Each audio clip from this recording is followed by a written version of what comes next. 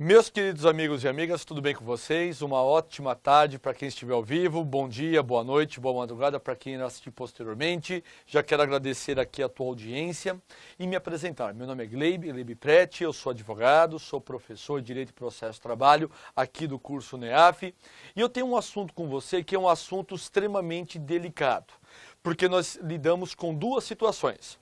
Os estudantes de Direito que se formam, são bacharéis e precisam prestar o exame da OAB para conseguir advogar. E por outro lado também, nós já temos os profissionais que já prestaram o exame de ordem, foram aprovados e hoje estão com a sua carteira. E nós temos uma grande luta, tudo bem, da obrigatoriedade ou não do exame da OAB. Porque eu fiz questão de bater esse papo com você aqui. Primeiro, está uma discussão muito grande na área médica se realmente aqueles médicos que são formados em outros países que não seja o Brasil, como o caso do Paraguai, um exemplo mais clássico é esse, sem dúvida nenhuma, né, gente? Bolívia, se eles podem atuar aqui como profissionais da medicina sem necessariamente prestar um exame ou uma prova, então a discussão é grande. E precisamente hoje, dia 26 de novembro, tá bom, de 2018, o presidente eleito Jair Bolsonaro nos informou o quê? Nos informou que o exame de ordem é uma coisa que ele não concorda, haja vista que muitos bacharéis que já se formaram, já colaram grau e não estão conseguindo passar no exame da OAB, consequentemente são utilizados como mão de obra barata, não é? Palavras, abre aspas, tá?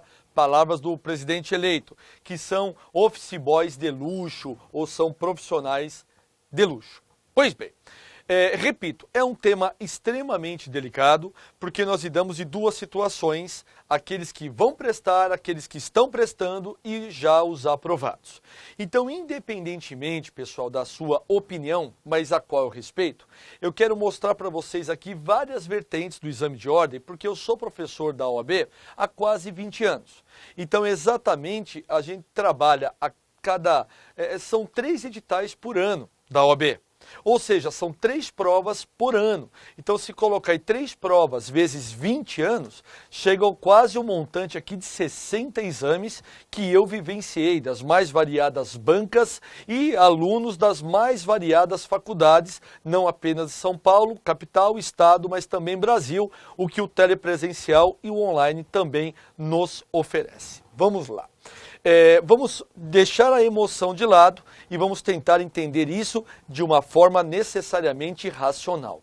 Primeira observação, dados da FGV, que é a nossa banca examinadora que aplica o exame da OAB, entre a primeira e a segunda fase, apenas 20% dos alunos, dos candidatos que prestam, são aprovados. Então, de cada 10 alunos, apenas 2 conseguem passar neste filtro. Pois bem, de quem será que é o erro dessa reprovação?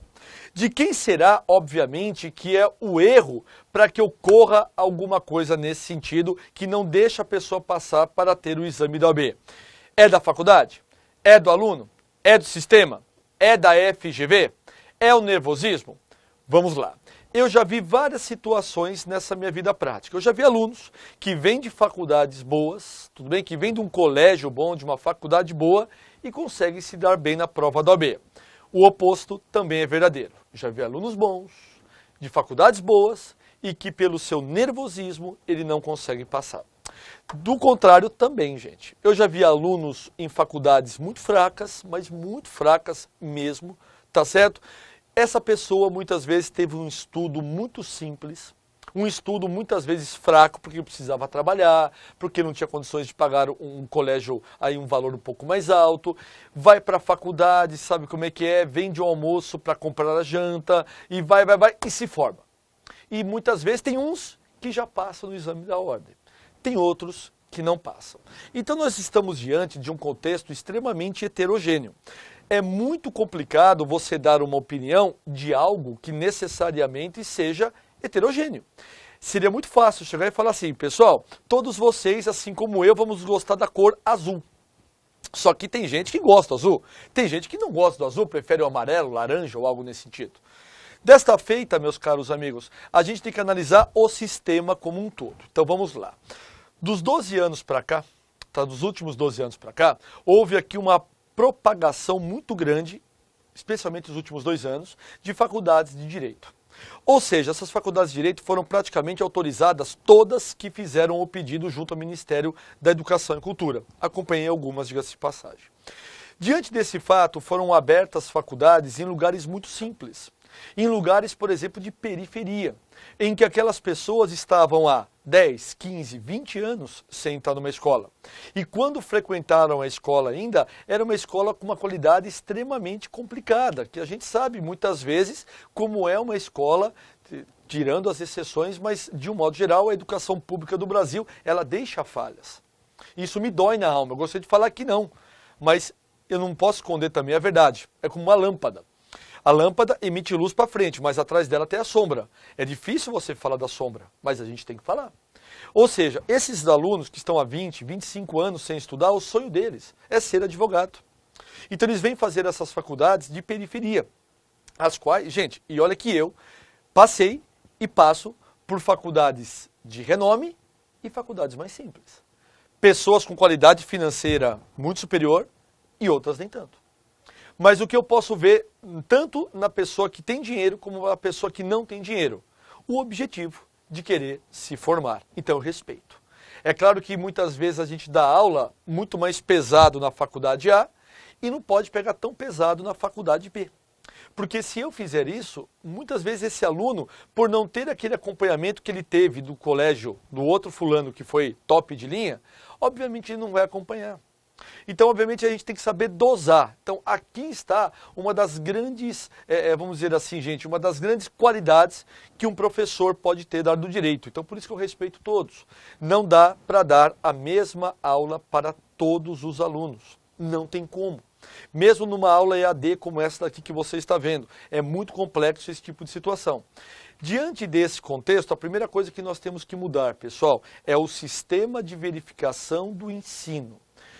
Enquanto não ocorrer uma fiscalização do curso de Direito, que seja necessariamente, meus caros amigos, ali conforme a legislação, exigir a leitura, cobrar dos alunos, fazer com que eles façam as atividades complementares, os estágios, se não ocorrer essa fiscalização de forma tamanha pelo Ministério da Cultura, não tem como deixar de fazer o exame de OAB.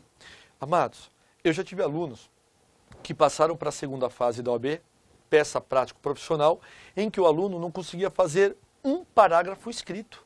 Eu explicava para ele, o reclamante trabalhou na reclamada do período de tanto a tanto e não recebia hora extra. E ele não conseguia desenvolver a tese, a ideia.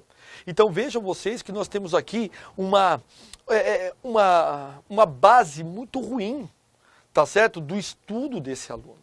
Então, diante dessa situação, veja, não é a OAB que está me pagando, não é a faculdade que está me pagando. Esse vídeo eu quis fazer para orientar a todos que estão aqui. Em outras palavras, meu caro amigo, enquanto não ocorrer a fiscalização adequada para o estudante de direito, o exame de ordem, ele é o quê? Necessário. Eu também critico o exame de ordem. Por quê? O exame de ordem, a meu ver, do jeito que ele é aplicado hoje, é totalmente ao avesso daquilo que o candidato vai aplicar na prática. Porque não são 80 questões de múltipla escolha, depois uma peça prática profissional escrita que vai provar o conhecimento daquela pessoa. A meu ver, a OAB, com todo o respeito, mas o Conselho Federal deveria se reunir e tentar verificar uma nova modalidade. Nós temos alguns exemplos no mundo. Se quiserem, podem me chamar. Eu tenho ideias maravilhosas. Que seja uma ideia justa, para poder realmente demonstrar o candidato como a gente faz na prática. Na prática, eu não estou atendendo um cliente, muitas vezes eu não tenho tempo de estudar o caso dele, não tenho tempo de ver na internet, não ligo para algum colega quando eu não sei. Por que vedar isso, então, ao candidato? Por que exigir que a gente saiba tudo de cabeça? Nem professor sabe tudo de cabeça, ainda mais um recém-formado que muitas vezes não tem experiência. Ou seja, nós temos que também mudar. Então, por favor, se alguém tiver aí, pode me chamar. Eu não cobro nada por isso e ofereço todas as ideias que eu já vi aí por todo o cantinho desse mundo que eu já pesquisei. Outro ponto que se faz necessário também, meus caros amigos, é muito importante que não tenha apenas um exame de OAB, mas que também nós tenhamos um exame para medicina, para engenharia. Vejam vocês. Medicina, se o advogado errar, é dinheiro. A gente vai lá e faz um acordo e paga o cliente. Errei, desculpa, quanto que eu pago? Acabou. Agora o médico não pode errar, que muitas vezes é reversível. Aqui em São Paulo, a Marginal Pinheiros. Nós estamos aqui com ela totalmente obstruída, ela está fechada. Por quê? Por falta de manutenção ou por erro de alguém, a ponte cedeu, então não pode passar carro naquele lugar. E não se sabe ainda, a prefeitura está totalmente perdida e não sabe o que fazer. Será que existe um conselho também para os engenheiros? Eu citei apenas esses 3 exemplos, mas, a meu ver, nós advogados, assim como os médicos, assim como os engenheiros, nós deveríamos ser avaliados não apenas uma vez. Porque, por exemplo, o médico, o tempo de vida dele profissional são 40 anos. Você acha que esse médico, ele vai em todos os congressos que surgem? Ele verifica todos os artigos que saem? Assim como advogado, assim como engenheiro, assim como contador? Então, pera lá. Então, vamos entender isso no contexto geral. Poder público tem que fiscalizar para a segurança da sociedade. Começamos por aí. Essa fiscalização tem que ser ativa. Terceiro, tem que ser dadas as condições necessárias para determinada região. A pessoa que estuda num lugar, vamos dizer assim, gente, que tem condições financeiras e aquelas pessoas que não têm condições financeiras. Porque essa pessoa que tem condição financeira não vai sair do mundo dela. E aquela pessoa que não tem condição financeira, muitas vezes vai continuar trabalhando na sua comunidade. Então não posso tratar desigualmente os desiguais financeiramente. Então a gente tem que ter o bom senso de saber exigir de cada um aquilo que lhe foi oferecido. E aí está a função do poder público. Mas é muito fácil falar o quê? Se é cabível ou se não é cabível. Mas isso, veja, eu não estou aqui para dar uma decisão única. São pequenas decisões para determinados lugares. Complicado, num país continental, do tamanho continental como o Brasil, você dar o quê? Você oferecer uma solução única que se aplica em Roraima e em São Paulo, ou no Acre e no Rio de Janeiro, ou no Rio Grande do Sul e no Ceará. São realidades distintas, são momentos distintos. Eu acho que a municipalização dessas decisões é um primeiro passo em que a gente deve começar a discutir.